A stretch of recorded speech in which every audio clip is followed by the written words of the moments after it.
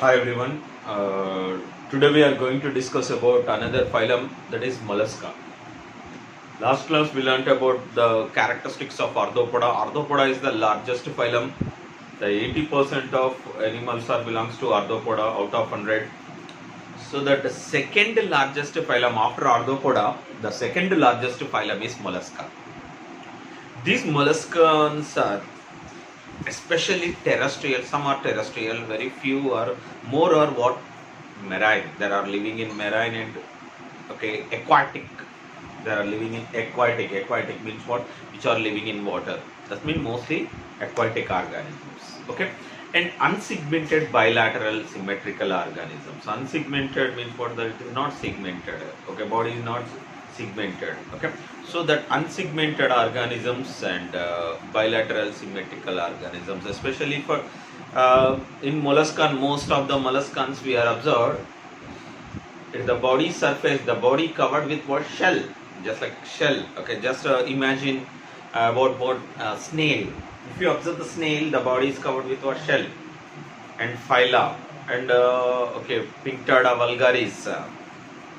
These are the example which are it is covered, the body is covered with what? Shell. So that these are especially for mollusca. What is the meaning of mollusca? The mollusca means what? The mollusca word taken from molluscan. Molluscan. What is the meaning of molluscan? Molluscan means soft body. Okay, inside what? Inside, especially for after whatever shell, inside the body is very soft body. Okay, that is we can call molluscan. The word taken from molluscan. Okay, that is now we are calling what? Mollusca. Okay, if you observe the general characteristics of mollusca, okay, generally molluscas are second largest phylum. Already I am told what? Molluscas are second largest phylum. These are second largest phylum. That we compare with after Arthropoda, in this mollusca, so many animals is there. Okay, animals are more, especially for second largest phylum mollusca. And terrestrial, it is living in terrestrial, and most of the organisms are aquatic organisms. Terrestrial and aquatic, which are living on land, some are living on which are living on land and which are living on water. That is we can call aquatic organisms. And bilateral symmetrical, already you know. Okay, body is equally divided into two parts, bilaterally symmetrical, longitudinally. And one important, especially for all are bilaterally symmetrical molluscans are, especially for asymmetrical, there is no shape. That is very important. Snail is asymmetrical. Remaining are bilateral symmetrical organisms, except what? Snail. Snail is asymmetrical. There is no symmetry. Okay, asymmetrical organisms, and these are coelomates, true coelomate organisms. And body is calcareous shell, calcium carbonate. Body is calcareous shell, covered with what? Calcareous shell. Body is covered with what? Calcareous shell. Calcareous shell means it is made up of calcium carbonate. And unsegmented with distinct head. Meaning a particular head is develops in this organism. Okay, distinct head, unsegmented with distinct head, and muscular foot is made up of muscles. Okay, head is also developed. And very important, and in dorsal region, visceral mass or visceral hump. Visceral hump, especially for visceral mass, visceral hump, which is formed. For example, try to observe this diagram. This is the head region. This part is the head region. Here, if you observe visceral mass, here having what? Visceral mass is develops in dorsal region. Tissue is developed. These are visceral mass. We can call visceral mass, especially for a soft and Okay, a soft and spongy layer of skin form the mantle over the visceral mass. These two are very important. Above the, for example, this is a snail. Above the snail or above the molluscan organism, visceral mass is formed. Just a layer. Above the visceral mass, one more layer is formed. That is layer we can call mantle. This layer we can call mantle. This is visceral mass.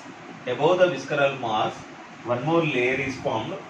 A soft and spongy layer of skin is formed. The mantle. Mantle, another name we can call pallium. Mantle or pallium. Between visceral mass and mantle having cavity. Cavity already you know space. Between visceral mass, this is visceral mass, this is mantle. Between visceral mass and mantle having cavity. This cavity we can call mantle cavity, mantle core or mantle cavity. Okay, try to understand here.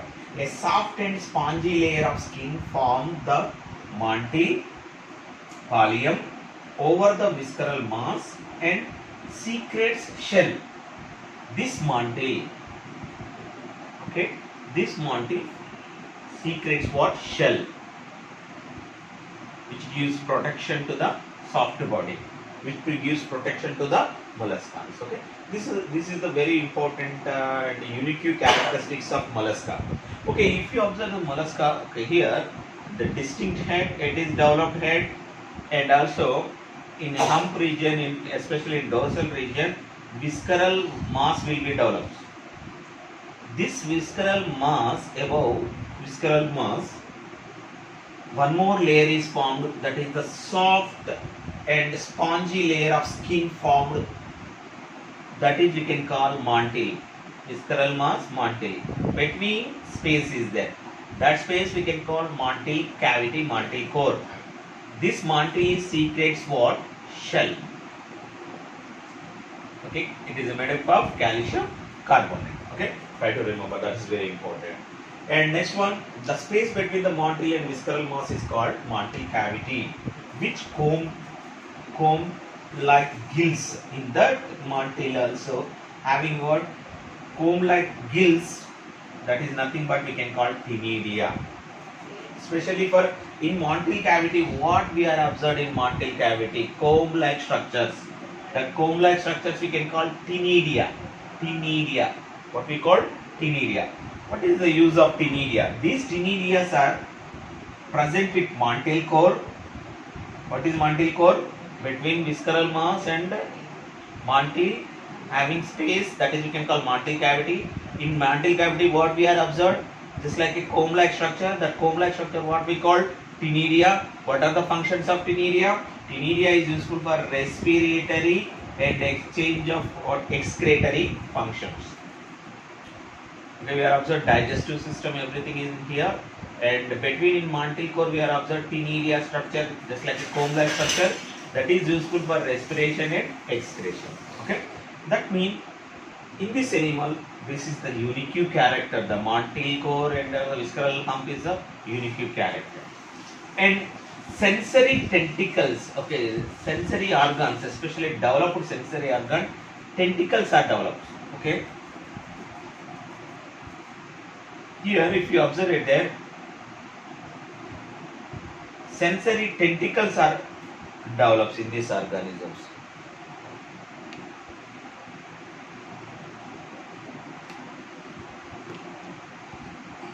Okay, sensory tentacles are developed in this organism. That means tentacles are useful to identify external changes. And the body cavity is a hemocoel. In here, whatever cavity is there in these organisms, that is called hemocoel. The body cavity, what we call hemocoel. Okay, body cavity we can call hemocoel. Hemocoel filled with what? Especially for hemolymph. Body cavity what we call hemocoel. The body cavity we can call hemocoel. Hemocoel contains what? Hemolymph liquid. In that hemolymph contain what? Copper pigment. Body cavity we can call hemocoel. Hemocoel filled with hemolymph, just like a water-like substance.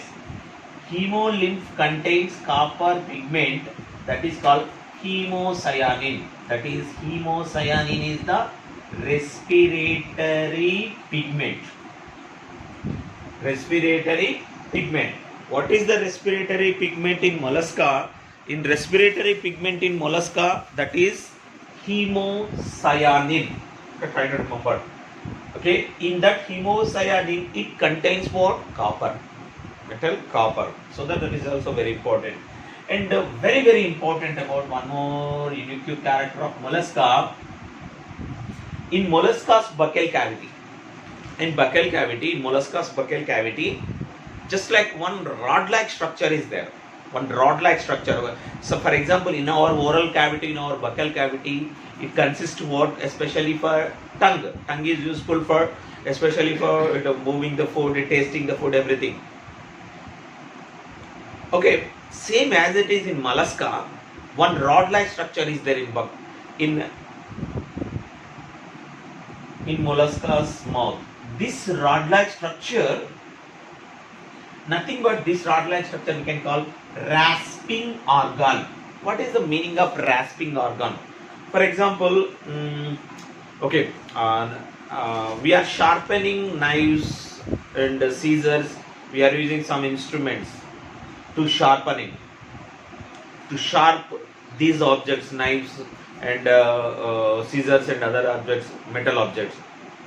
Same as it is here in this mollusca, in mouth, in buccal cavity, one rod-like structure is there that is useful for rasping. That is useful for rasping or cutting food materials into small particles. So that it is a rod-like structure, rasping organ we can call. That is useful to cut into small pieces, which are what? Food. We cut the food into small pieces. So that is nothing but we can call rasping organ. It will be having in only mollusca. So that it is a very, very important term. Radula in buccal cavity. It will consist in buccal cavity. In cephalopods, especially for in class cephalopods, circulatory system is open circulatory system, remaining closed circulatory system. But in cephalopods organisms, circulatory system is open circulatory system. And nervous system is well developed nervous system as a like what, especially for Annelida, Arthropoda. Here also ganglia and commissure and nerves are formed in this. Nervous system is well developed nervous system. Circulatory system also well developed circulatory system. But we are observed in cephalopodous organisms open type of circulatory system. This is also very important. Okay, cephalopods, which type of circulatory system we will observe? Open type of circulatory system. Okay, already I am told the sensory organs are well developed sensory organs. For example, these are we can call tentacles, eyes. Here, one more important point, asprodium. These are having in anterior region, asprodium. These asprodium are useful. Already I am told the most of the molluscans are marine, living in marine water or aquatic organisms. These asprodium is the one type of sensory organ which is located in anterior region. This asprodium, what is the use of asprodium? Very, very important. Asprodium is useful for test the purity of water. It is useful to test the purity of water. It present in the bivalves and gastropods, where we have observed these asprodium sensory organ.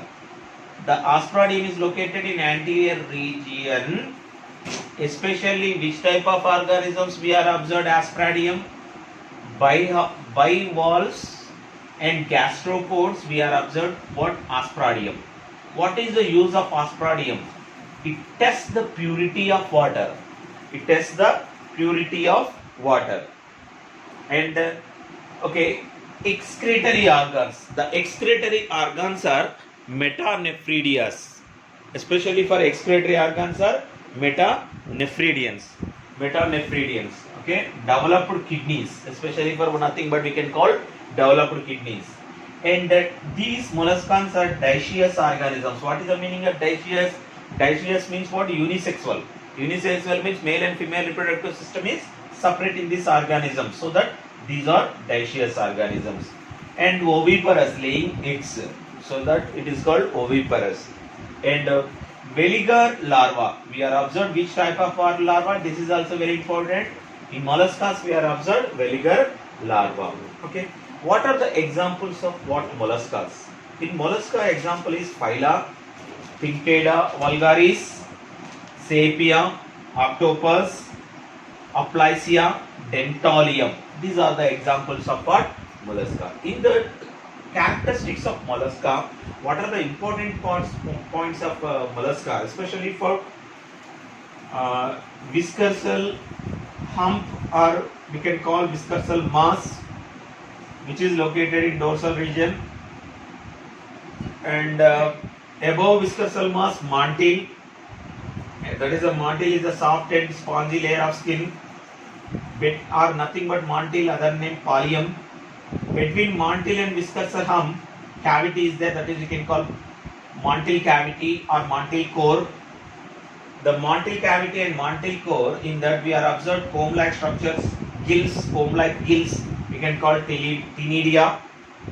This comb-like gills we can call ctenidia. Ctenidia, what are the functions of ctenidia? Respiration and excretion of function.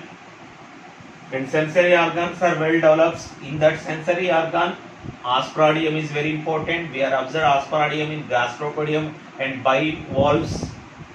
And a rasping organ in buccal cavity, rasping organ which is called radula, which is useful to cut the small pieces, okay, food items. And these are the unique characteristics of mollusca. Molluscas are unsegmented, bilaterally symmetrical organisms, except what snail is a asymmetrical organisms. Okay, thank you.